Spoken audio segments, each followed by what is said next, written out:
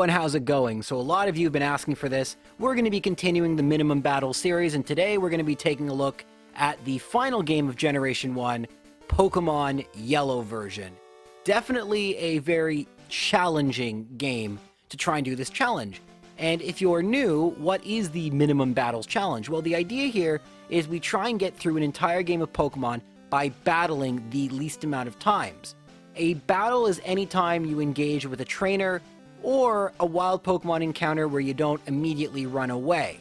We also don't use items in this challenge to make it, well, challenging, no daycare, and we don't use glitches or any cheating devices. With that said, let's start talking about this run because it's a doozy. Now, in the Red and Blue run, one of the most important choices is which starter to pick, and it turned out that Bulbasaur made the most sense for defeating Brock. Unfortunately, in Yellow version, we don't get a Bulbasaur, or at least not right now. We don't get a choice of starter at all. We have to start out with Pikachu. And Pikachu is kind of awful. I mean, it barely can manage to win the first fight. I actually have to save before the first fight because it's so common just to lose, and you do have to win this battle, so that's fun. But the bigger challenge with Pikachu that you could probably envision is Brock. Very shortly, in fact, after one trainer battle, this bug catcher in Viridian Forest, we're going to be facing Brock. And our Pikachu will only be at level 6. Now, ordinarily, a level 6 Pikachu wouldn't do very well against Brock, but in Pokemon Yellow, it doesn't get access to a move that can damage Brock. So how the heck do we use Pikachu to get by Brock? Well, don't worry, you don't. I mean, you can't. Even if you want to, you are not beating Brock with a level 6, you're not beating him with a Pikachu, and let's talk about why. First off, we wouldn't have any way to use up our power points, and since we don't have an attacking move, the only way we could get an attacking move would be to get Struggle, which would mean we need to use up our nearly 90 power points. Actually, it's closer to 100. So that's not happening, especially considering, unlike in Red and Blue, his first Pokemon, Geodude, only knows Tackle. And sure, Tackle can miss roughly 5% of the time. I say roughly because there's always a 1 in 256 chance that any move misses in Generation 1. Great programming, I know. But yeah, we would need it to miss about 95 times for us to be able to use Struggle. And if you do the math, the odds of Tackle missing 95 times consecutively, you would be able to win the lottery multiple times before this ever happened. But even if it did, you would lose. And here's why. Struggle deals recoil damage. Remember from the Magikarp run? Half the damage you deal gets dealt back to you. The combined HP of Geodude and then Onix, who also would have to not attack you, is higher than the total recoil damage you would be taking back, even if you got a critical hit every hit against the Onix. Maybe my math is wrong, I thought I worked it out, and there is no possible way that Pikachu gets past this Geodude and the Onix. And I'm sorry I can't show this to you, but I don't know how to hack the game to get this to work, and also it would take like 100 turns. So instead you just got to see me playing the game normally, but I think that kind of really drives home the point that Pikachu against Brock at level 6, or probably up to like level 8 or 9, would not even work in theory, and then you'd have a problem with it working in practice, at least till it got a normal move.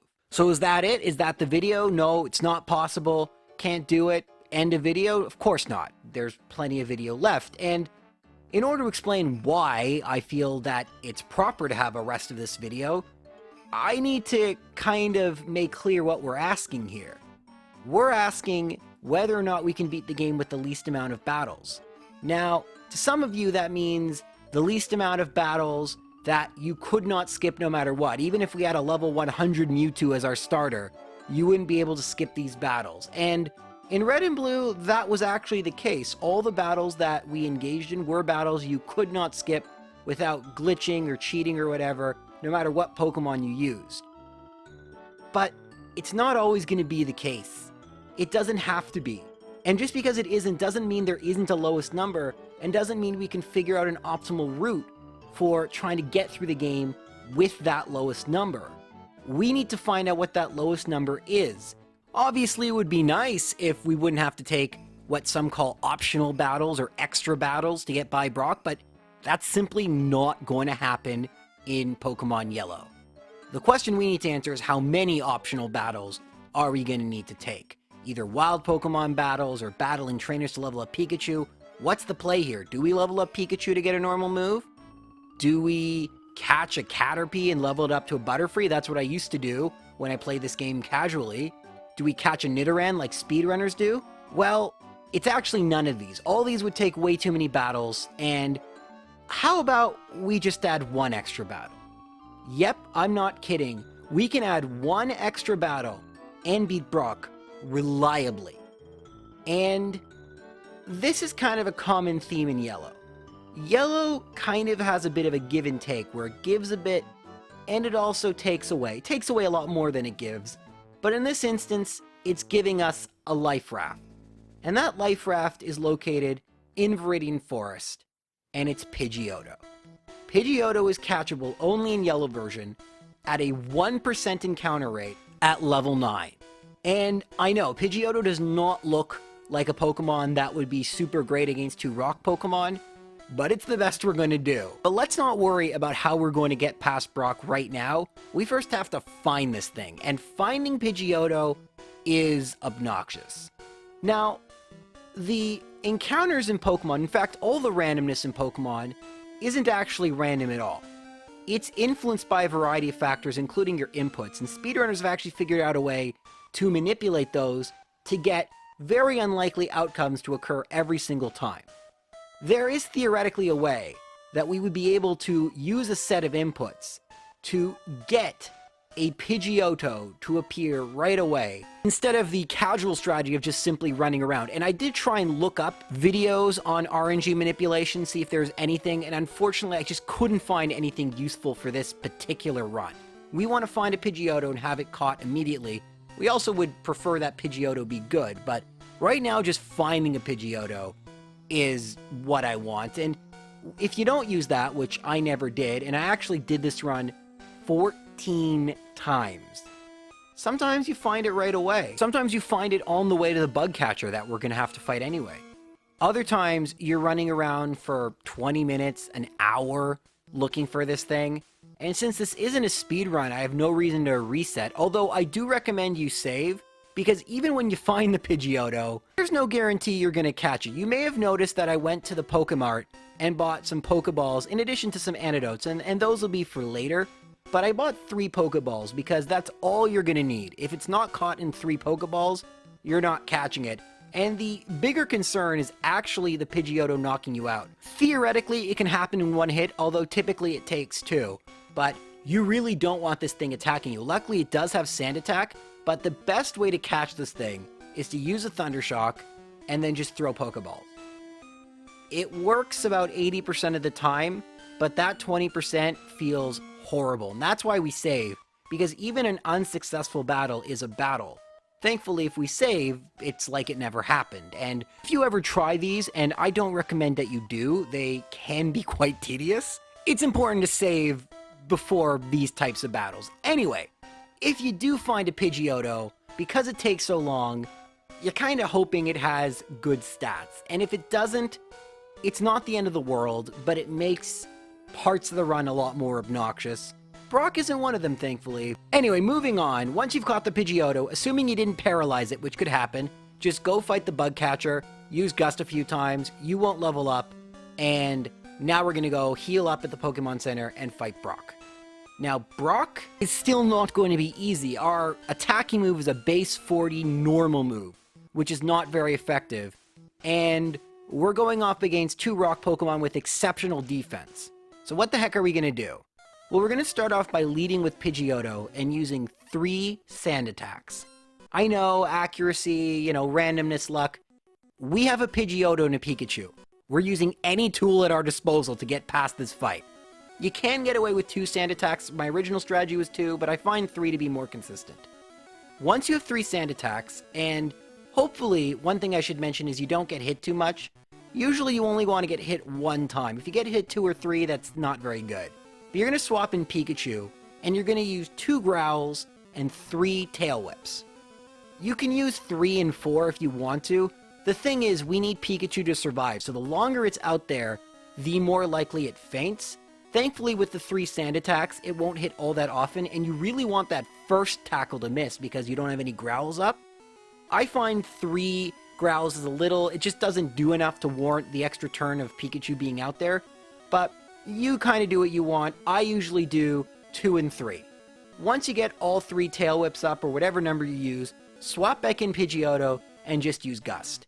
Depending on your Pidgeotto stats, it's usually a 7-hit KO, but one thing you may notice is that if you get a critical hit, it does way less damage. That's because only in Red and Blue, critical hits ignore the opponent's lowered stats and your raised stats. This is a huge problem that will come up again and again, and it turns critical hits from something you always want to see into something you only want to see in certain instances. And this is one where you don't want to see it. But the Geodude should faint most of the time. The bigger problem is actually the Onix. Now, Onix has 4 moves: Tackle, Screech, Bind, and Bide. Yeah, thankfully, 2 moves that sound nothing alike. We want Bide to be used right away, and then we just want to use 6 sand attacks. We're going to have to be fighting the Onix for a long time, and we don't want it to hit us. To that end, we're about to switch back into Pikachu and do something very similar that we did to Geodude, but before you do, your health should hopefully be around 13. It's winnable if it's lower, and it's better if it's higher. If it's around like in the 20s, that's really good. But if it's like 8 or something, that it can be problematic, and I'll explain why in just a second. But we're going to switch in Pikachu, and hopefully it has a bunch of health, but it doesn't really matter. With 6 sand attacks, Onix isn't going to be hitting us too much. It has 2 attacks that don't hit, and Bind's accuracy isn't very good anyway. So we're going to use 6 Growls and 6 Tail Whips. And you'd think, oh, that's so risky, isn't it going to faint the Pikachu?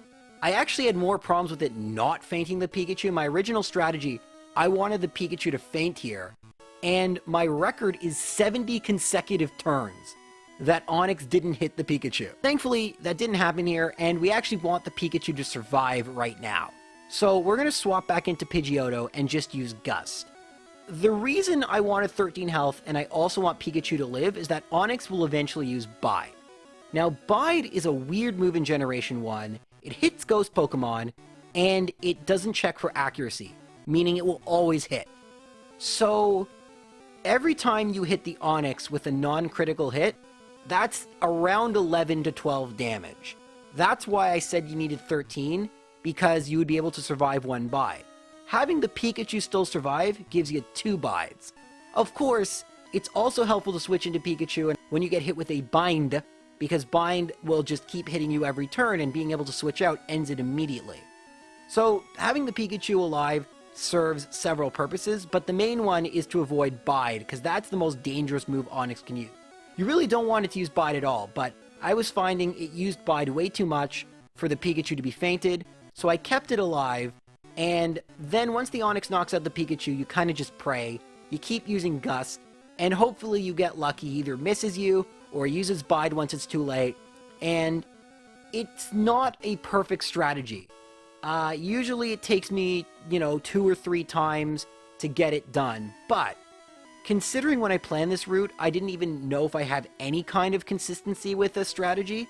The fact that there is a strategy, an improvable one, that I can pretty much say you only need a couple fights to get past Brock, considering what we're using, is a huge victory. I felt so happy the second or third time I was able to beat Brock. It meant this was a real strategy, not just something that needed a crazy convergence of luck in order to happen. But that's the hardest part of the run out of the way, right?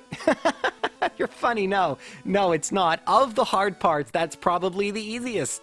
I'm not kidding or just saying that for you to watch. This run is nuts, but for now, we get to take a bit of a breather. So right now, we're at 4 battles, and we're going to head to Route 3, battle the 4 trainers there, and we're going to go through Mount Moon. Do not forget the rare candy. We're not going to purchase the Magikarp this time. We don't need it since we have Pikachu. And the rival has completely different Pokemon, so spoiler alert there. But the one thing I'll say about Mount Moon is, remember that we bought antidotes, and you might have seen me collecting potions as I was talking about the impossibility of Pikachu. Well, those can't be used in battle, but they can outside of battle, and you may need them here. At the end, rather than facing the Rocket and then the Super Nerd, you face the Super Nerd first, and he has a coughing that likes to poison you with smog, and that's not ideal because you face Team Rocket right after. So if you get poisoned, that's what one of the antidotes is for. You also might want to heal with a potion because Team Rocket can be kind of terrible. They have a Meowth, an Ekans, and a Coughing. Actually, Ekans comes out first. Ekans likes to use Leer, and Meowth likes to use Growl.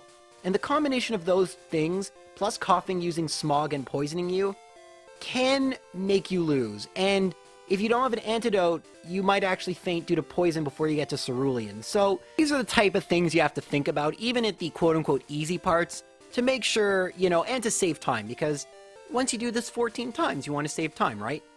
Anyway, after we get past Team Rocket, we head to Cerulean, and after we pick up the rare candy, we're going to change the route a little bit.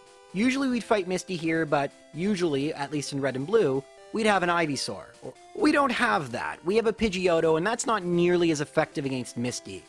So, we're actually going to face the rival, but first, let's get ourselves, not an Ivysaur, but a Bulbasaur, available in this house in Cerulean. Unfortunately, she won't just give it to us. We have to prove our worth as a trainer, and that requires Pikachu to like us. Usually, the easiest way to do that is just battle a bunch with Pikachu, and as it levels up, it will like you, but we're not really going to do that. Instead, we can just give it potions which raise its friendship, irrespective of whether it is at full health or not. It's pretty useful, so we don't use up any of our potions. Anyway, let's now go and fight the rival, and the rival fight is a lot easier than Red and Blue. Here was a real sticking point, at least in my first attempt. Not so much here. We have a Spearow, Sandshrew, Rattata, and Eevee. Far easier Pokemon to deal with. The Spearow doesn't like to attack a whole bunch, but it may status you, and the Sandshrew may use Sand Attack.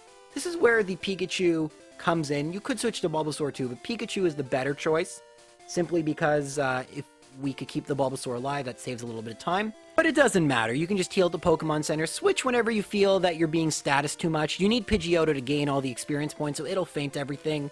Eevee is really easy. The AI just attacks randomly, and most of these Pokemon have like one attacking move and 2 or 3 status moves.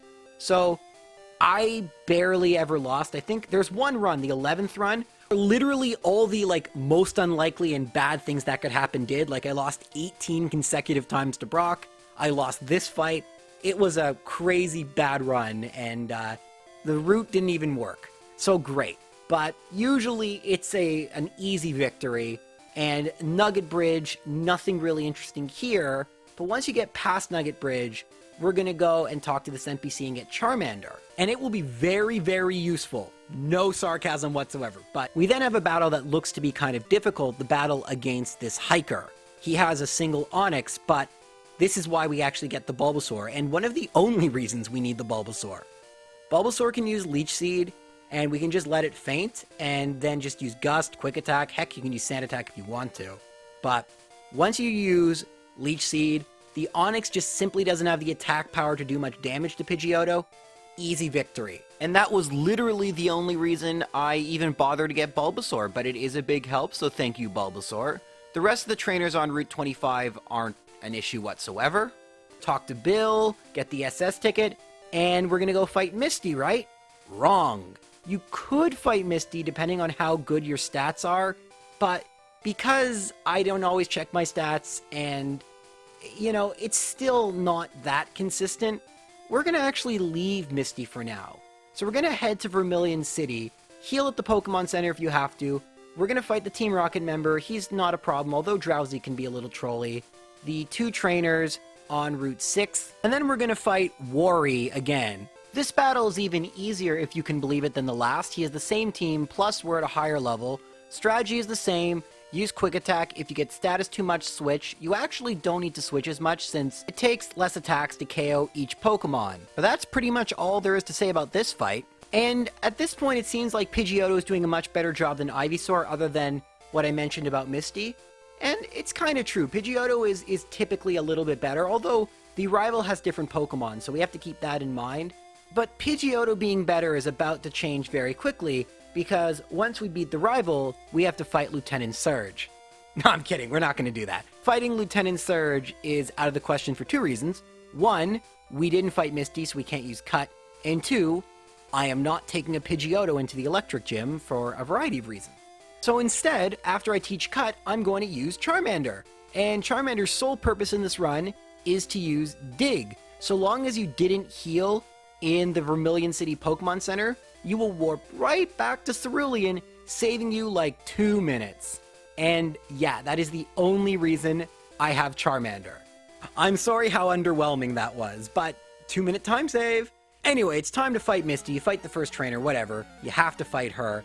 And then Misty, you just kind of use Quick Attack. There's no real better strategy. Bulbasaur is too weak to help. You could try and level up the Bulbasaur, but it makes a whole bunch of fights, including the rival fights, less consistent. It's just not worth it. I find just using Quick Attack about 80% of the time, especially after you fight the rival, you'll be fine. She attacks randomly. If you get 2 Bubble Beams, especially if you get a critical hit, it can be not great. But I've only actually ever lost this fight once out of like 10 times, so about 90% win rate. It's not the most interesting of strategies, but we don't have a lot of moves or Pokemon that are usable at this point, so it's kind of the best I can do right here, but at least it's consistent. So that ends the biggest section of the game. Obviously, since we did the gym leaders in a different order, that's going to change the numbers, and we have +1 the Pidgeotto battle. But the crazy thing is, we're over a third of the way done with our battles, and we're only past the second gym. That's kinda nuts. So we're not going to fight Lieutenant Surge yet once again. It just doesn't make sense. We're going to instead proceed to Rock Tunnel. We didn't get Flash since we don't have enough Pokemon, nor is it really necessary if you know the way. Before you leave Cerulean, make sure you have gotten the bike voucher and traded for the bike, and also have gone shopping. I usually do that in Vermilion, and I buy 10 repels and a paralysis heal. You might think that's for this battle on Route 9, where you face the 2 Odysseys and the 2 Bellsprouts. They do like to use Stun Spore, but it actually doesn't matter. No matter what your status is, don't do anything. There's only one more trainer on this route, and it's a bug catcher with a Weedle, Caterpie, and Venonat. It's really, really easy. Don't bother wasting it here. Just heal in the Pokemon Center before Rock Tunnel, and head on in. Now, in Rock Tunnel's where you really start to miss Ivysaur, because both the first 2 trainers use Slowpoke and Cubone. They're weak to Vine Whip, and they have good defense, so Pidgeotto, not nearly as effective. This is where your potions will really come in handy, although if you have a lot of health lost after the second trainer, not a bad idea to use Dig once again, second use for Charmander, and to head out. That didn't happen in this run, but it has happened in previous runs. The Paralysis Heal is used for the third trainer, the one with the Oddish and the Bulbasaur. At this point, it's best not to head back out because there's not too many trainers left. So ideally, you just heal up and proceed through the tunnel. Throughout the tunnel, I use repels when I need to because it's just annoying to have to run from Pokemon every 5 seconds. And eventually, you're going to come up towards this part and you're going to save because there's a hiker here who is arguably one of the least consistent trainers in the entire game. Because we have a Pidgeotto, and we're not going to feint it by using Quick Attack. 2 Geodudes and a Graveler? No, it's not going to happen. Thankfully, this guy likes to use Self-Destruct, so the strategy is just to use Sand Attack, swap into something else, and hope Pidgeotto doesn't faint. It can take a single Self-Destruct from one of the Geodudes, and sometimes it'll survive the Graveler, not always. That's the strat. It takes however long it takes. Sometimes it doesn't use Self-Destruct, sometimes it hits with Self-Destruct even after 6 Quick Attacks. I just don't have a better way.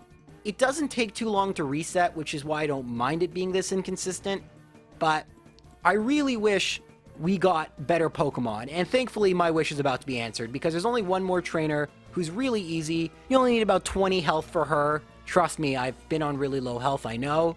We can then heal in Lavender Town, head on to Route 8, fight the Growlithe trainer, and make our way to Celadon.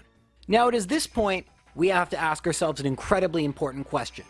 There are a whole bunch of Pokemon that become available to us at this point, and the question we need to ask ourselves is which one of them are we going to use? Are we going to use any of the Pokemon we already have? If so, we maybe should have done things differently in the beginning. Are we going to use maybe Eevee? Evolve it to an Evolution? How about Squirtle that we skipped in Vermilion? Can we use that? Should we just stick with Pidgeotto?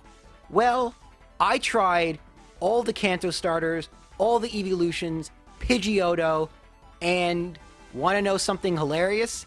Not one of them was good enough. Sure, I brute forced my way through with one. The rest, I could just tell at certain points that it was up to luck.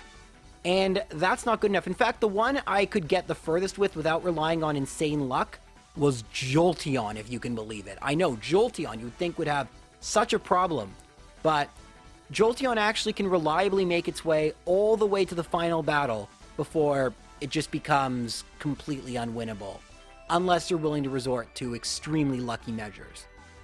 So why don't we just do what I did in the last video? Get the coin case, get an Abra, and trade it for Mr. Mime.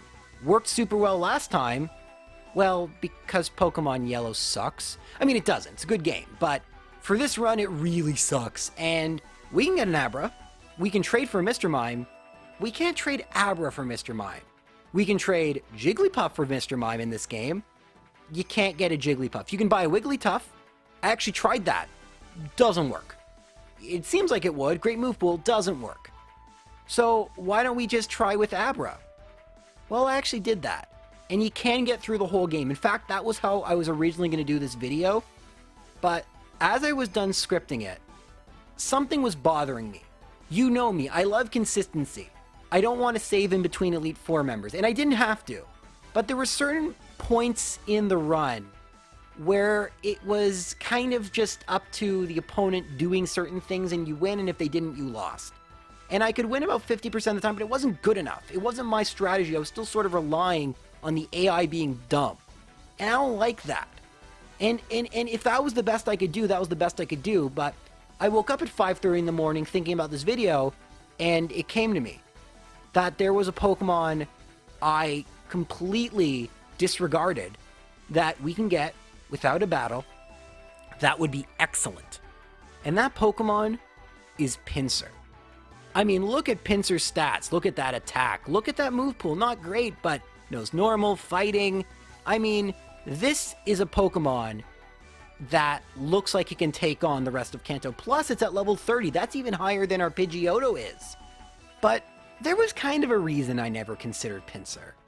And that's because Pinsir requires coins. And not 100 or 200 like Abra. 6,500 coins. And there are coins you can buy. 10,000 Pokédollars for 50 coins. Which is about all I have. So we're going to be a little shy. I'd never played the machines before. I've owned this game since I was 7 and never played them. And if I wanted a Pinsir, I'd have to learn how to do that. And that's what I did. So if you thought Pidgeotto was the worst part of the run, you were wrong. This is. We're going to have to win 6,500 coins playing frickin' slots. And there are ways we can improve our odds, but it's still just luck. Let me explain, though, how we can make things a little more in our favor. First off, you can collect 250, I believe, coins lying around Celadon Game Corner, so let's do that. After we do that, then go to the bottom right slot machine. It doesn't actually have to be this one, but there are certain ones that it doesn't work. This one always works. Now, the way the slot machine works is very complicated, and there's a great video where they explain exactly how the slot machines work in great detail. But as far as we need to know, you're not going to win very much, at least not most of the time. And because of that, we need to make sure we don't lose too many coins. So I tend to save, and every time I lose 50 or more coins, I reset. It doesn't have to be 50, it can be 100. Just know, however big the amount is, it mitigates your winnings when they do happen. Now, you can hope for triple sevens, which is 300 coins, or triple bars, which is 100. But there's actually something even better. A hidden secret to the slot machines. You ever heard of the gambler's fallacy? The idea that the next roll of the slot machine is somehow determined by the previous one?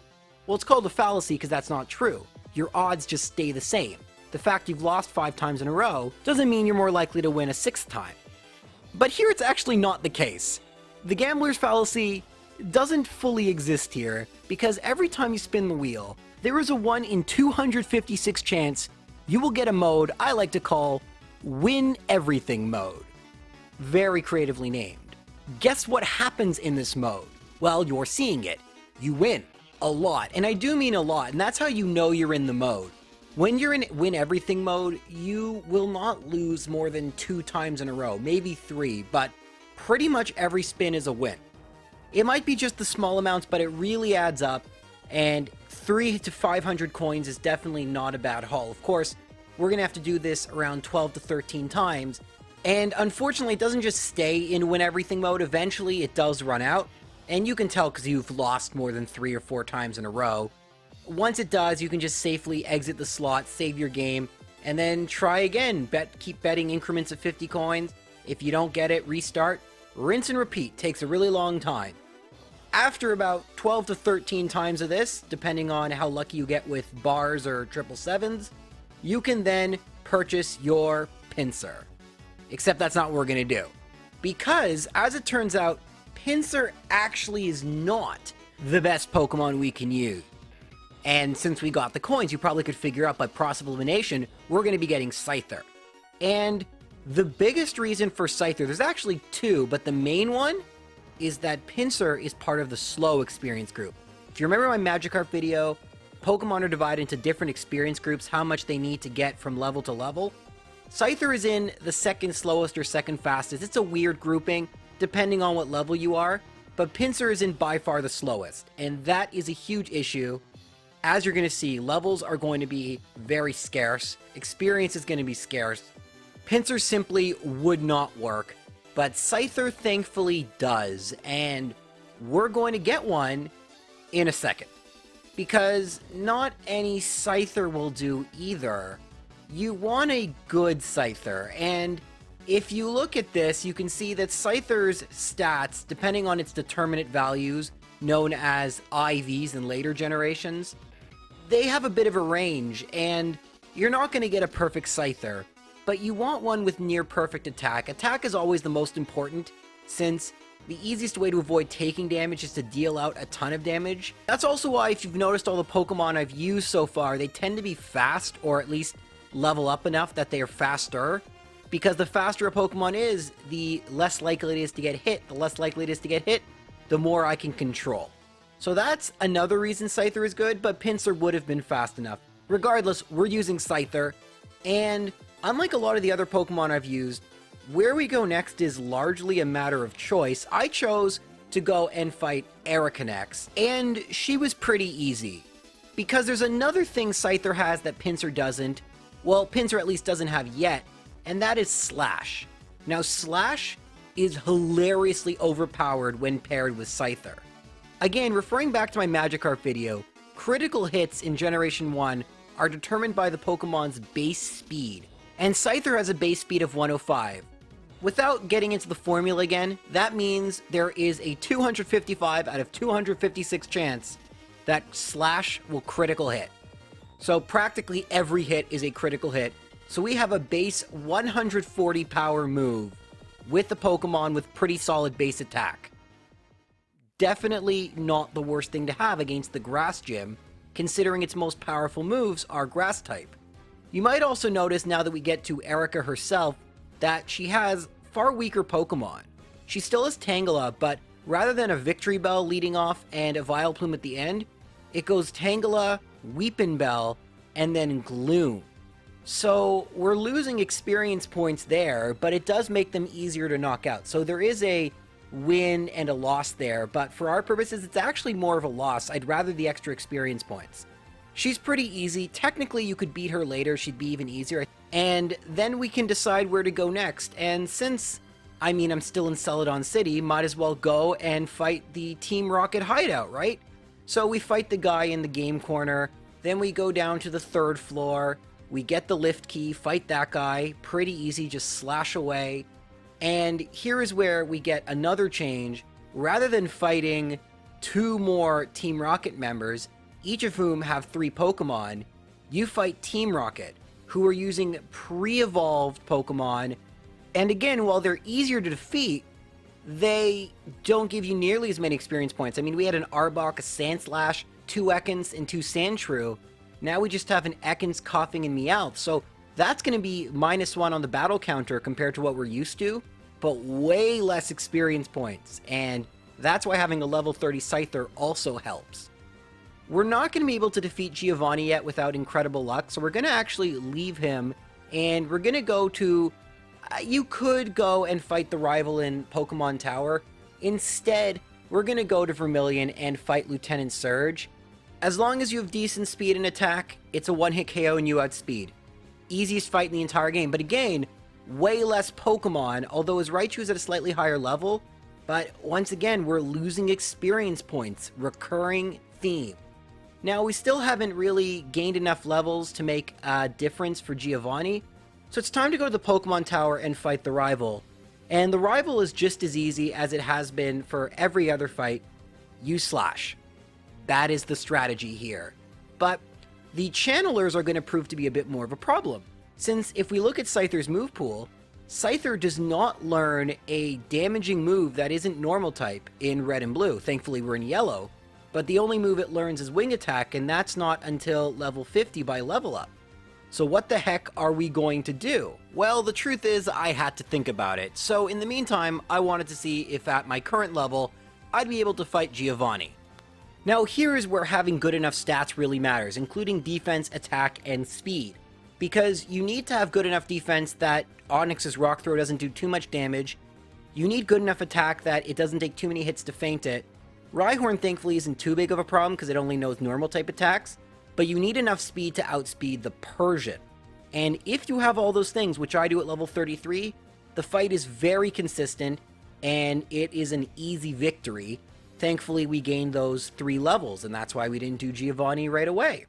But now that we've beaten him, we have to figure out how we're going to get past the ghost Pokemon with just normal moves.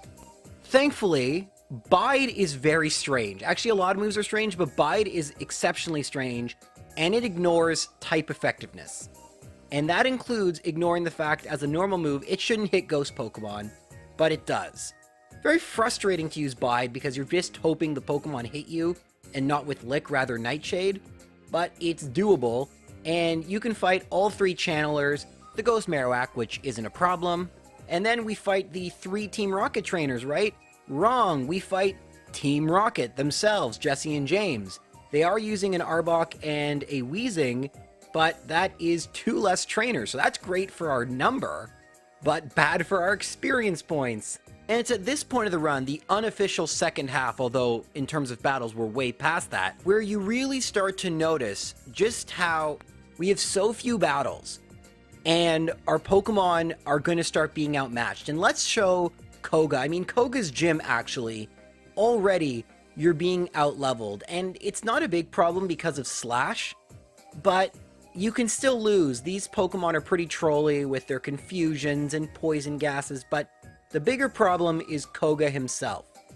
He's using level 40 and level 50 Pokemon. I mean, think about the gap between Erica and Koga, it's insane.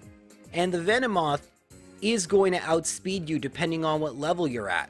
Thankfully, you do get Swords Dance around this time, and that can help out tremendously since Swords Dance gives you a +2 in attack, plus you can buy Takedown, a pretty strong base 90 power normal attack, at the Pokemart in Celadon. I figured that's what I would use to defeat Koga, but it really doesn't work. In fact, Takedown simply does not work in this run, and there are 2 reasons. Its base power is good, but it has a 15% chance to miss, and that makes it very unpredictable. The second reason it's a problem is that you get the recoil damage, and that really just starts to add up. So I'm gonna need a move that is more consistent. You might be wondering, why don't you just use Slash? As I mentioned in Brock, and I said this would be crucially important, critical hits ignore all your attack boosts. So Slash starts to morph from a really overpowered awesome move very quickly to a kind of terrible move, since it doesn't take advantage of our Swords Dance, and we're going to need them since we're under leveled. So what attack could we possibly use? There aren't a lot of choices. Double Edge would be great, but unfortunately that's locked behind a trainer. Body Slam locked behind a trainer on SSN. There really isn't a good option here except for Swift. Now, Swift is pretty weak, only base 60 power, but it can't miss, and that's kind of awesome.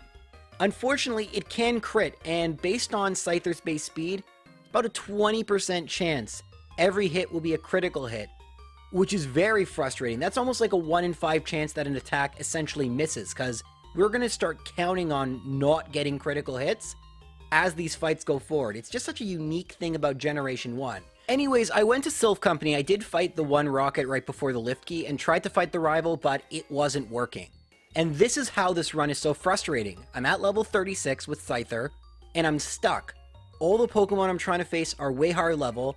I can't level up. Oh, why don't you use your rare candies? Trust me, do not do that. You're going to need them later. So, what the heck do I do now? Well, time to think of a better strategy. And we're going to use an old friend from another run to make the Koga fight way easier. And that friend is Jolteon. I like this run a lot because it's not just Scyther. Scyther is the main attraction, but I'm going to be using a whole bunch of other Pokemon to help support it in battle, and this is a great example of how that works. Now, as it turns out, for the first 3 Venonat, you're going to outspeed them, and they're 2-hit KOs. You're going to get automatic critical hits, so it's definitely a 2-hit KO. You're probably going to be hit with a Toxic and 2 attacks. That is fine. You would prefer an X attack be used, but being hit with a Toxic and 2 attacks, this still works. I tried this several times to see how consistent the strategy was. It is very consistent. You see I'm using Slash. Setting up Swords Dance gives too much time for Toxic to work, so that's just the best way of getting around the Venonats. Unfortunately, the level 50 Venomoth will outspeed Scyther, and we simply cannot have that. So what we're going to do is instead switch to any of our Pokemon to use as fodder. I actually prefer to use Pikachu here, because sometimes Venomoth just doesn't want to attack. Koga's all about status moves, so we can use a bunch of them, and that lets me set up Tail Whips, which will be helpful for the next part of this fight. Now, out comes Jolteon, and if you look at Venomoth's attacking moves, the one you need to be most worried about is Psychic. Thankfully, if you have a decent enough Jolteon, and I did reset a bit to make sure its special was good enough, even at level 25, you will survive a Psychic, and Thunder Wave is 100% accuracy in this generation. That slows down the Venomoth enough for Scyther to be able to attack it. But it still is roughly a 2 to 3 hit KO, so we're going to need to deal some damage. This is where Jolteon and our old pal Pidgeotto are going to come in. So with Jolteon, we're going to start spamming Tail Whip, and the Venomoth is almost definitely going to start using Double Team at some point. This is an issue for obvious reasons, and because of that, it's going to make the fight kind of luckier than it should be. But ideally what happens is after you've used your Thunder Wave, just start spamming Tail Whip and hope you hit it a bunch of times. I think 2 or 3 is what you want, but, you know, you're never going to get the same amount every single time. It depends how many double teams, depends how quickly it attacks you, all that.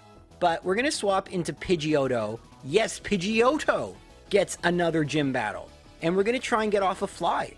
And Fly doesn't have the greatest accuracy, but you want 1 Fly and 1 Quick Attack, and that should bring it within range for a single Swift to knock out the Venomoth, and I find that very consistent. If you do less damage, you can try and luck your way to Bulbasaur or something and get off a Leech Seed. I did win once with that, but this was a strategy I did most often. I tried this several times, and it works pretty well. And considering how long this took me, I was pretty happy. Anyways, moving on, we're about to fight Worry for like the billionth time, and he's still kind of easy, but definitely harder than he once was. So much so, I'm going to need some new recruits. So to get them, we're going to pick up Squirtle. I've already gone through the Safari Zone, which is how I had the money for the proteins. I guess I should have brought that up. We're going to surf to Cinnabar. I've already gotten the old Amber, and we're going to get an Omanite and an Aerodactyl. Their stats don't matter. It's so nice to finally say that. And now we're going to fight Worry.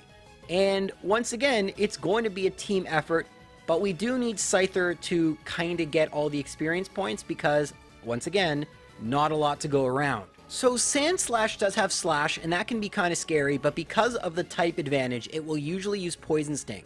We don't want to be poisoned, so I just go for Slash. It can be a 2-hit KO, but is way more likely to be a 3-hit KO. Always with the last hit, use Swift because it never misses. Next comes out the Cloyster, and Cloyster has spectacularly strong defense. Scyther is going to have a big problem with that, plus it knows Aurora Beam, which is super effective. Not a matchup we want. Swap into Bulbasaur just so it can faint, and then once again, Jolteon is going to put in some work. We teach it Thunderbolt, and because of its amazing base speed, it will outspeed the Cloyster and deal significant damage. If it survives the next attack or two, just use Tail Whip, then allow Scyther to avenge its fallen comrade.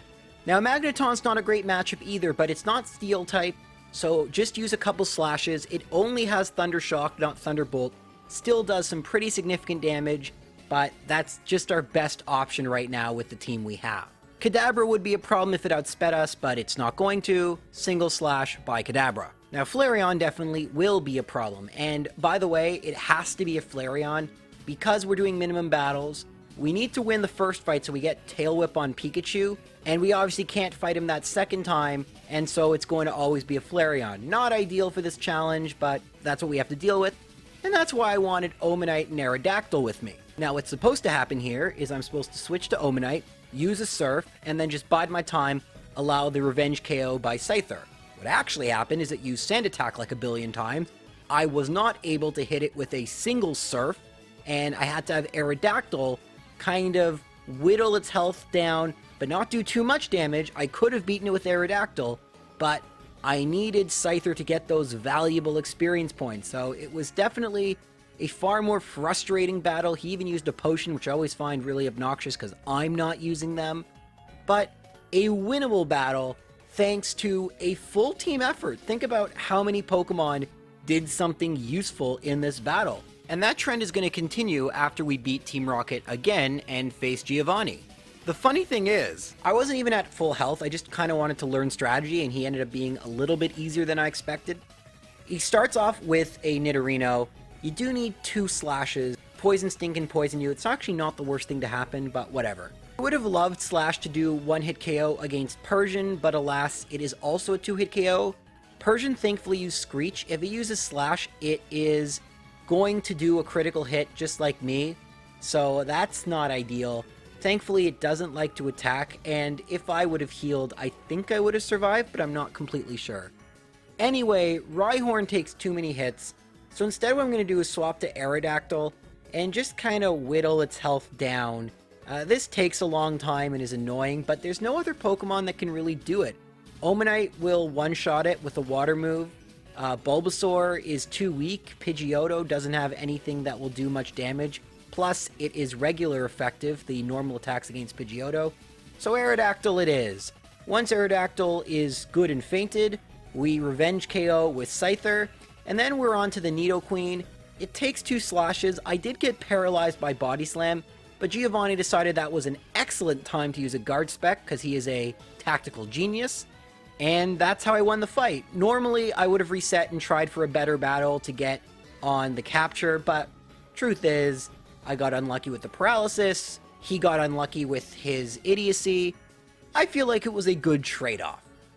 Anyway, we only have a very small number of trainers left. All of 6 before the Elite Four. One of them is Sabrina, and Sabrina isn't too bad. But that's because her AI is awful, so you'll outspeed her Abra, and yes, now she has an Abra, Kadabra, and Alakazam. Less experience points once again. But as you could expect, you only need a single slash. The Kadabra will probably outspeed you. Here is where you kind of hope you don't get unlucky. It used Psywave and did a lot more damage than I was expecting, but I was able to retaliate with the Slash. Now the Alakazam is a little bit bulkier than you'd think. Reflect doesn't matter because Slash is going to critical hit, but it's still not a 1-hit KO. For whatever reason, she used Reflect again. I mean, I could see losing this fight. I only did it once because At this point, I had been recording for a while, and I won on my first try. I felt I owed it to just move on, but this could definitely take you more than one try if you get a little unlucky. And I don't love that as a strat, but this is the only one I can really say that for, versus the Kadabra run, where every single battle was pretty much that. Until the Elite Four, funny enough. And that's why Scyther, I feel, is superior. Let's move on, because this video is already taking a really long time. We're going to go and battle Blaine.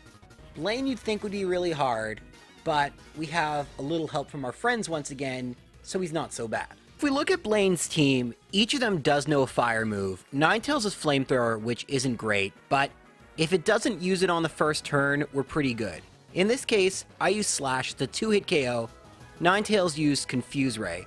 So I swapped into Bulbasaur simply to get rid of the confusion, and it doesn't matter what Bulbasaur did. We could have used Leech Seed, but one more Slash will always take it out, so just let Bulbasaur faint. Swap back into Scyther, another Slash, down goes Ninetales. Now, thankfully, Rapidash has only one fire move, and that move is Fire Spin, a fire-type version of Rap. So, what I did is I used Slash, it decided to use Fire Spin, but it doesn't do nearly that much damage. However, remember, these moves don't work the same way as they do in Gen 2 and beyond. It's just the same attack over and over and over again, but we can swap. So I swapped into Charmander. I use Growl and stuff, but it doesn't matter. I just need Charmander to stop the Fire Spin, so I can swap back in Scyther and take out the Rapidash. Now we're on to the toughest Pokemon, Arcanine, because it knows a couple fire moves. So I tried to get Jolteon and use Thunder Wave. That's pretty helpful. Didn't work. It attacked Jolteon, so that's okay. I don't have Charmander or Bulbasaur in this battle. I would like to switch to them, but it didn't matter because Omanite is going to use a couple Surfs. It takes Flamethrowers and Fire Blasts pretty well because of its dual Rock-Water typing. Now, I want Arcanine to be roughly at a third of its health, and I don't know, I was just being extra cautious, so I swapped in Aerodactyl just to give it a little more damage so that Scyther could come in and finish it off with a Slash. And that's Blaine. Every Pokemon was used, albeit most of them just to soak up damage, but hey, it's nice having other Pokemon on our team. And that brings us finally to Giovanni. Giovanni, we do have to face a couple trainers, but they're not a problem. And here is where there's a really, really cool strategy, and I really enjoy doing this. So, Giovanni's first Pokemon is Dugtrio. Dugtrio has 3 ground moves: Dig, Earthquake, which in this generation do the same base power.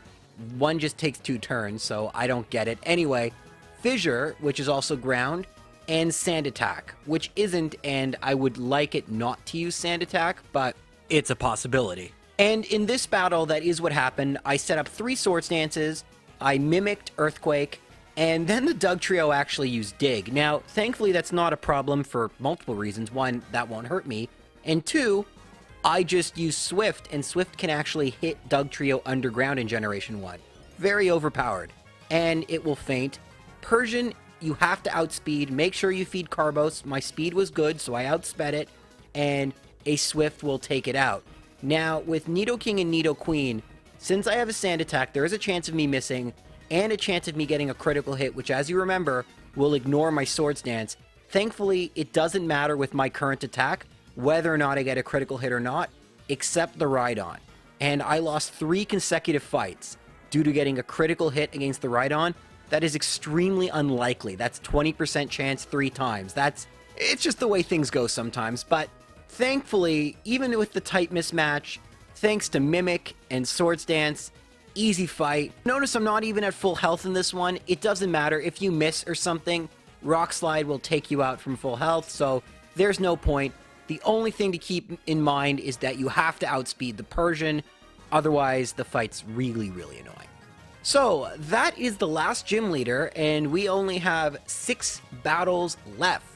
And we are at 60. So as you notice, we actually are going to have a final count of 66. 2 less than Red and Blue, even with the optional battle. So the minimum theoretical, if we had like a starter Mewtwo, is 65.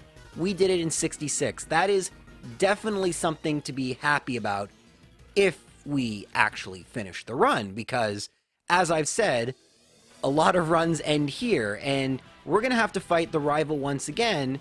But this time, I don't need help from my other teammates. Scyther's going to take care of the entire team by itself. And the way this works is Sandslash is going to spam Poison Sting.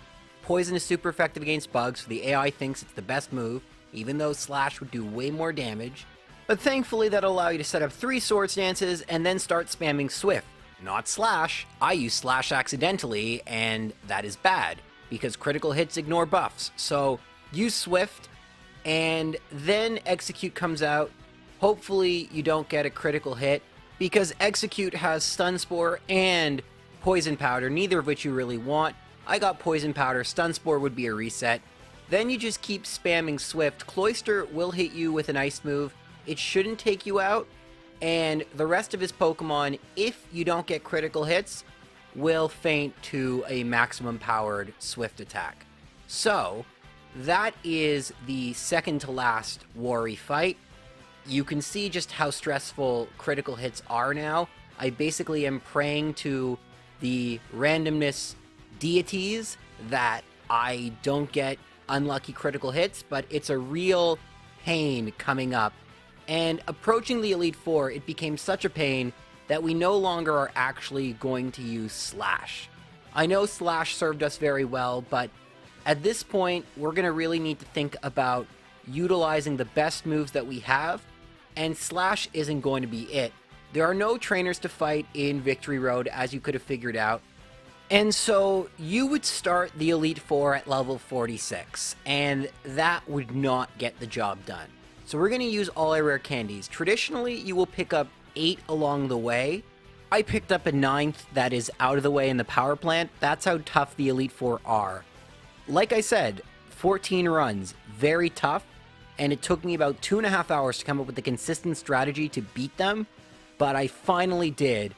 And let's show you what it looks like. Funny enough, one of the hardest members is Loralee, which isn't too bad because she's right at the beginning, but there's a lot that can go wrong that's outside your control, so we're going to try and mitigate as much bad luck as possible. We start off by using a very specific move set. We're going to use Wing Attack, that's for later, Swift as opposed to Takedown for consistency, Swords Dance, and Mimic. And funny enough, once again, Pidgeotto is going to play a very big role in defeating Loralee. I'm not kidding. So we're going to start off by using Quick Attack with Pidgeotto.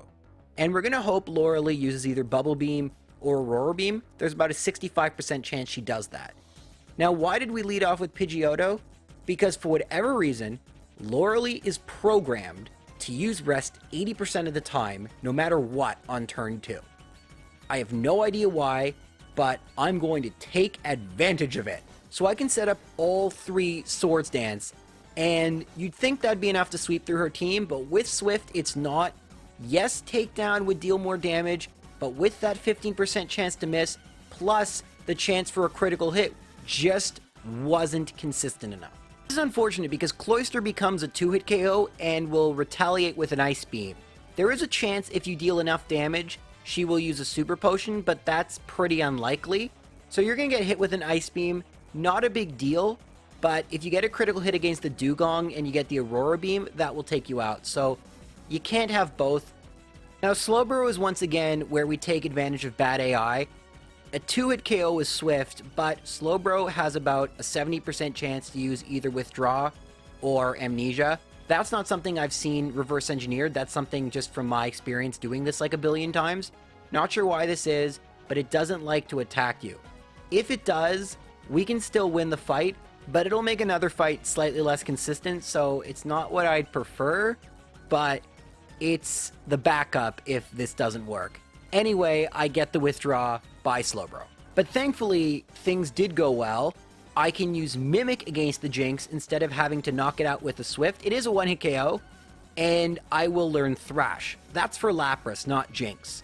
In the old strategy, I wouldn't rely on either Cloyster or Slowbro not attacking. I would assume they both did, and I would just one-shot Jinx with Swift, and then feint after the Swift only did about 80% damage, and allow Jolteon to mop up with a Thunderbolt, which thankfully does work.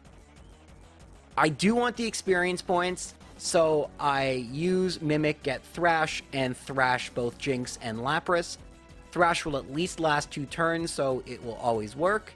And that is 2 hours of thinking about a strategy to set me up for the rest of Elite Four. Because that's the thing, Laura is not just about beating her, it's about beating her and putting me in the best possible position. And there's a lot that can go wrong. I didn't get any unlucky critical hits in this fight. That was common. And very likely to have to resort to Jolteon strats. But I preferred to do it this way. And there's always going to be luck in these types of runs. I'd rather it be right at the beginning of the Elite Four because I am not saving between members. Now, moving on to Bruno, because I was able to have Scyther knock out the Lapras, I don't have to use very risky strats against Bruno, and he's pretty consistent. Obviously, Rock Slide would be pretty devastating, so I'd rather not get hit with that. And thus, I lead off with Omanite, and as long as he doesn't use Dig, I'm fine. Of course, he used Dig.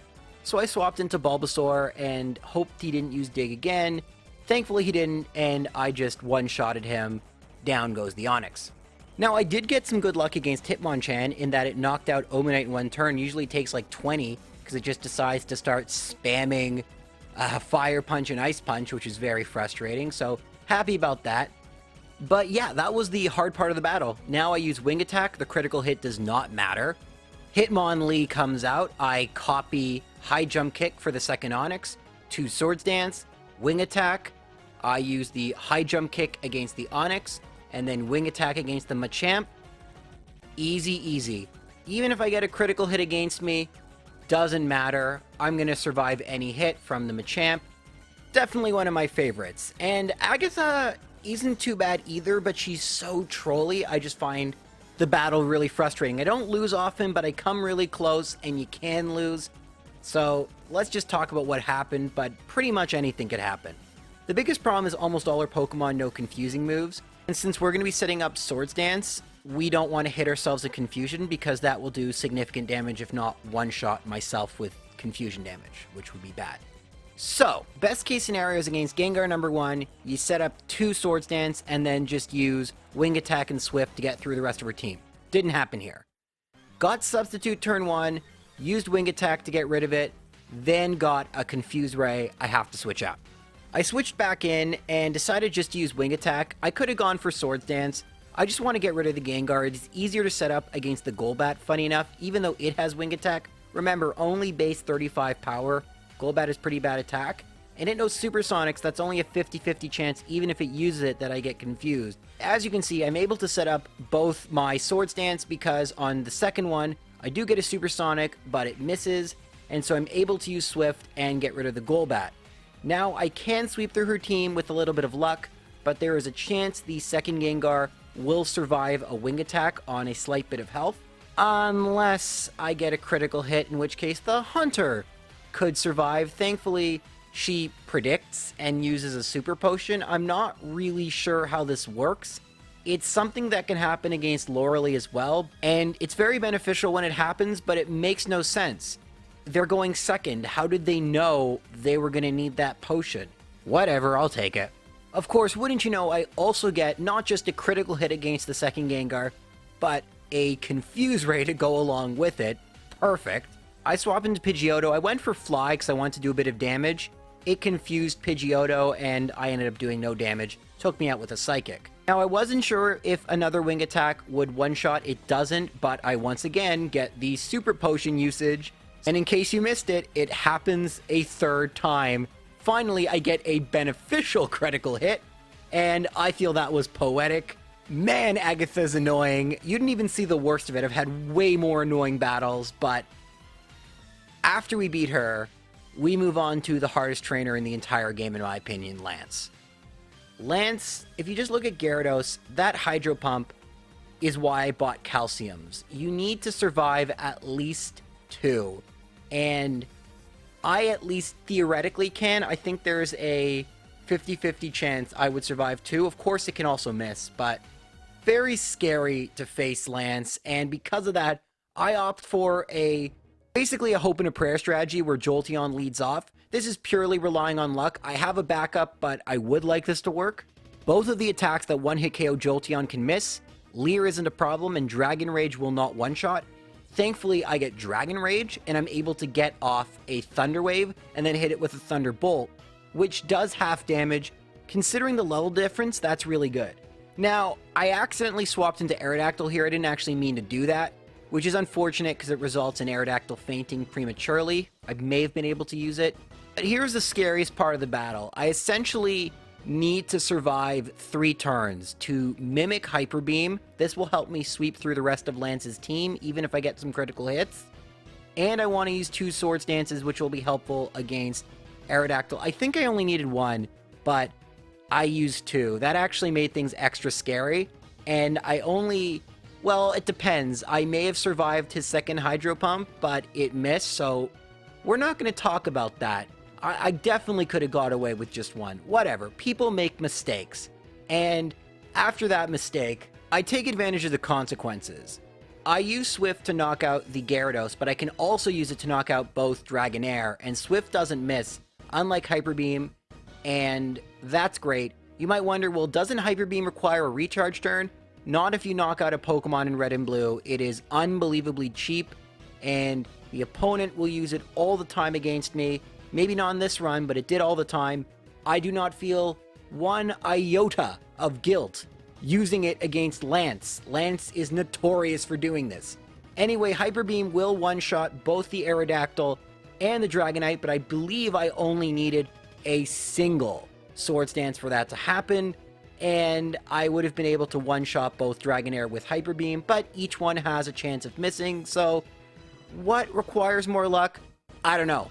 This was the first time I decided to use Hyper Beam with Mimic, so I would have liked to play around with this more. The truth is, after 13 runs and, 6 hours or so of this, I was just kind of happy I finally beat Lance. This was the first time I was actually able to get past him, and I love being able to show you all the scenarios and all the possibilities, but this video has to end, and this run has to end, so we're just going to talk about Gary.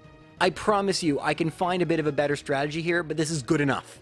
Ooh, one last thing is the Lapras makes this fight a little easier because you're going to hit level 58 before the first Rotini, and that helps out with the damage range. So, yeah, I figured that out. Very minor thing, but once you're at this for 3 hours or so, you start to pick up on them. Anyway, is Gary going to live up to the hype? Is he going to be better than Lance? Well, no, because his name is Worry in this version, and also no, because he sucks. I'm sorry, I'd love a very climactic battle, but you're not going to get one. We're going to use pretty much the exact same strategy with one pretty important distinction. We're going to mimic Earthquake. Not too worried about getting poisoned. It's only 20% chance, and even if I do, you don't take poison damage after you knock out a Pokemon, another Gen 1 quirk. But that doesn't even happen here. I don't get poisoned, and I would start spamming Earthquake, but I don't even have to. Wing Attack will take out the Alakazam and the Exeggutor, but I don't mind using an Earthquake against the Magneton. The scariest Pokemon was the Cloyster. Will I one-shot? Wouldn't matter. I had a strategy even if it didn't, but it did, and that's it. Flareon was not a problem, and Scyther came through. I had beaten it with Kadabra 4 times. I'd beaten it with Charizard. I came close with Jolteon, but I finally had a run I was proud of, even though it was my first time, and I know I could optimize it and make it better. But regardless, I'm really proud with how this turned out. In terms of turning either of these into a speedrun, I legitimately think you could turn Red and Blues into a speedrun. There's a couple sections that would need manipulation in order to be improved and become consistent, but this one? No. I mean, I made it seem a lot easier than it was. It took a really long time figuring out these strategies, and even with Scyther, who wants to spend 3 hours or whatever at the game corner? Like, I'm sorry. This is just not a game that ever can really have a low percent. Perhaps with Kadabra, if people figured out a lot of manipulations, it would be possible. But I feel like Yellow version is far cooler in this type of a video, where we can retry and we're not just going for speed. But listen, I would be lying to you if it wouldn't be the coolest thing in the world, even as a joke, to see someone run minimum battles Red and Blue. It would blow my mind. I don't think... I've had a lot of moments on YouTube that I've been really proud of, but to give other people enjoyment, not just through video, but to turn it into like a challenge or something, that would be super cool. But now I'm just rambling. Thanks for watching. See you soon. Bye.